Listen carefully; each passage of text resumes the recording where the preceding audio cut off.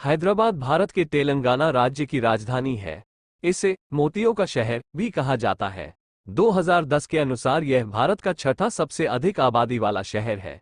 1591 में मोहम्मद कुली कुतुब शाह ने मूसी नदी के तट पर हैदराबाद शहर की स्थापना की।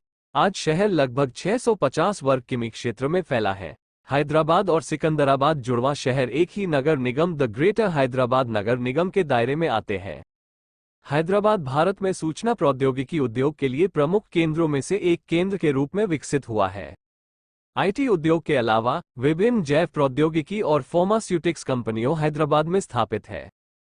शहर में बंजारा हिल्स और जुबली हिल्स तेलंगाना के सबसे महंगी आवासीय अचल संपत्ति क्षेत्र है। ये शहर तेलुगु फिल्म उद्योग का घर है। भारत में दूसरा या तीसरा सबसे बड़ा फिल्म उद्योग जिसे टॉलीवुड के रूप में जाना जाता है। हैदराबाद के निवासियों को आमतौर पर हैदराबादीज कहा जाता है। उत्तर और दक्षिण भारत के चौराहे पर स्थित हैदराबाद ने एक अद्वितीय संस्कृति विकसित की है जो इसकी भाषा और वास्तुकला में दिखाई देती है। नामकरण हैदराबाद के नामकरण के पीछे कई धारणाएं हैं। एक धारणा यह है कि इस शहर को बसाने के बाद मोहम्मद कुली कुतुब शाह एक स्थानीय बंजारा लड़की भागमती से प्रेम कर बैठा था। लड़की से शादी के बाद उसने इस शहर का नाम भाग्यनगर रखा। अन्य किंवदंतियों के अनुसार शहर का नाम इस्लामी पैगंबर मोहम्मद अली इब्न अबी तालिब के दामाद के नाम पर रखा गया है। गो टू टॉप इतिहास यद्यपि हैदराबाद की स्थापना 500 साल पहले की गई थी, लेकिन पुरातत्वविदों को शहर के पास लौह युग के प्रमाण मिले हैं जिसके अनुसार शहर की स्थापना की तारीख 500 बीसी की हो सकती है। लगभग 1000 साल पहले इस क्षेत्र पर काकतीय साम्राज्य का शासन था। कुतुब शाही राजवंश के शासक मोहम्मद कुली कुतुब शाह, गोलकुंडा सल्तनत के शासक परिवार, जो पहले 1512 में स्वतंत्रता घोषित करने वाले बहमानी सल्तनत की एक विद्रोही, ने 1591 में मूसी नदी के तट पर हैदराबाद शहर की स्थापना की। ये स्थान परिवर्तन पुराने मुख्यालय गोलकोंडा में राजवंश को हो रही पानी की कमी के कारण करना पड़ा। मान्यता है कि इससे पहले कि प्लेग की महामारी उसकी नए बसाए शहर में फैल पाती, उस पर काबू पाया जा सका। इसलिए उसने सर्वशक्तिमान ईश्वर के प्रति कृतज्ञता ज्ञापित करते हुए उसी वर्ष चारमीनार बनवाने का भी आदेश दिया। मुगल सम्राट औरंगजेब ने 1687 में हैदराबाद शहर सहित गोलकोंडा पर कब्जा कर लिया और इस छोटे मुगल शासन के दौरान शहर के मुगल नियुक्त गवर्नरों ने जल्द ही स्वायत्तता प्राप्त कर ली। 1724 में मुगल सम्राट द्वारा निजाम उल मुल्क, देश के राज्यपाल, को असफ जहां प्रथम ने गोलाकोंडा के राज्य पर नियंत्रण स्थापित कर इसे हैदराबाद राज्य के नाम से बदल दिया गया। असफ जहां राजवंश जिसने ब्रिटेन से भारत की आजादी के 1 साल बाद तक हैदराबाद राज्य पर शासन किया। असफ जहां के उत्तराधिकारी हैदराबाद के निजाम के रूप में शासन करते थे। 7 निजामों के शासन ने सांस्कृतिक और आर्थिक रूप से हैदराबाद शहर का विकास किया। हैदराबाद शहर राज्य की औपचारिक राजधानी बन गया और गोलकोंडा शहर लगभग त्याग दिया गया। इसी दौर में निजाम सागर, तुंगभद्र, उस्मान सागर और हिमायत सागर जैसे विशाल जलाशयों का निर्माण किया गया। नागार्जुन सागर पर सर्वेक्षण कार्य भी इस समय शुरू हुआ था, जिसे 1969 में भारत सरकार द्वारा पूरा किया गया। भारत के रियासतों में सबसे अमीर और सबसे बड़ा राज्य हैदराबाद था। निजाम की संपत्ति और भव्यता पर्यटक आकर्षण था।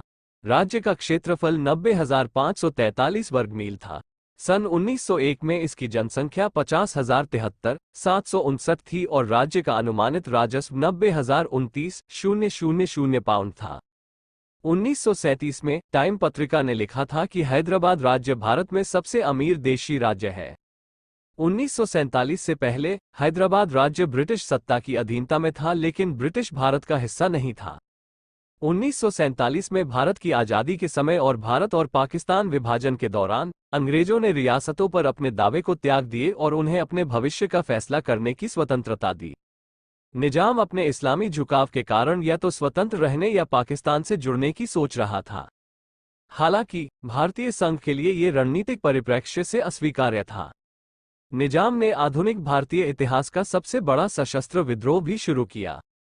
निजाम को रोकने के लिए भारतीय संघ ने आर्थिक नाकाबंदी लागू करने का फैसला किया, जिसने हैदराबाद राज्य को भारत के साथ समझौते पर हस्ताक्षर करने के लिए मजबूर किया। आखिरकार भारतीय संघ ने हैदराबाद रियासत के खिलाफ सैन्य बल का इस्तेमाल किया।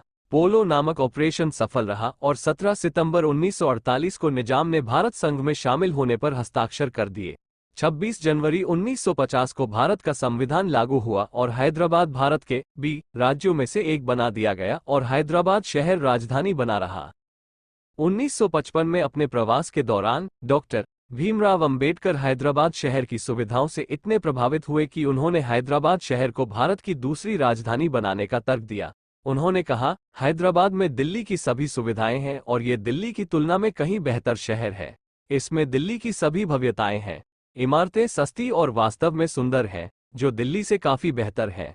केवल एक चीज चाहिए और वो है संसद भवन, जिसे भारत सरकार आसानी से बना सकती है। 1990 के दशक में उदारीकरण के बाद हैदराबाद शहर आईटी उद्योग के प्रमुख केंद्रों में से एक बन गया है। आईटी क्षेत्र में वृद्धि और राजीव गांधी अंतर्राष्ट्रीय हवाई अड्डे के उद्घाटन ने 2000 के दशक में रियल एस्टेट जैसे अन्य आर्थिक क्षेत्रों में गतिविधि को आकर्षित किया। हालांकि 2008-2009 के वैश्विक वित्तीय संकट ने निर्माण गतिविधि पर प्रतिकूल प्रभाव डाला है।